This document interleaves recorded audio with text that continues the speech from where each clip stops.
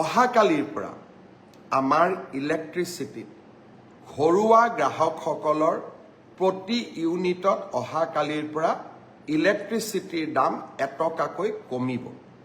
বাজেটত আমি ঘোষণা কৰিছিলোঁ যে মে' মাহৰ পৰা প্ৰতি ইউনিটতে এটকাকৈ দাম কমিব।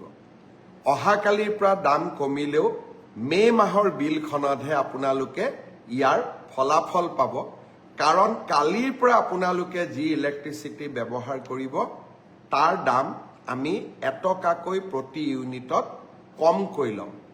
উদ্যোগ খণ্ডৰ বাবে আমি 25 পইচা হ্ৰাস কৰিছোঁ আৰু ঘৰুৱা উপভোক্তাসকলৰ বাবে এটকা হ্ৰাস কৰিছোঁ।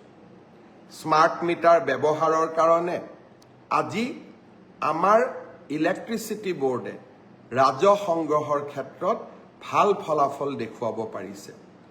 আৰু আমি যেতিয়া বেয়া ফলাফল দেখুৱাওঁ, আমি কাৰ ওপৰত ইলেক্ট্ৰিচিটি বিলবিলাক জাপি দিওঁ? যিসকলে সদায় নিয়মিতভাৱে ইলেক্ট্ৰিচিটিৰ বিল দিয়ে। চৰকাৰে যেতিয়াই বিদ্যুৎ যোগানত লোকচান হয়, আপোনালোকে ধৰি ল'ব যে নিয়মিতভাৱে যিসকলে বিদ্যুতৰ বিল দিয়ে তেওঁলোকৰ ওপৰতে আমি বিদ্যুতৰ বোজা জাপি দিওঁ, আৰু যোনে বিল নিদিয়ে তেওঁলোকে নিদিয়াকৈ থাকি যায়। ৰাজ্যখনৰ 30 লাখ গ্ৰাহকে আজি স্মাৰ্ট মিটাৰ গ্ৰহণ কৰাৰ বাবে ৰাজহ বৃদ্ধি পাইছে, আৰু বিদ্যুতৰ সৎব্যৱহাৰৰ ফলত প্ৰতিজন গ্ৰাহক তাৰ পৰা উপকৃত হৈছে। আৰু আজি আমি তাৰ বাবে এটকা দাম কমাবলৈ সক্ষম হৈছোঁ।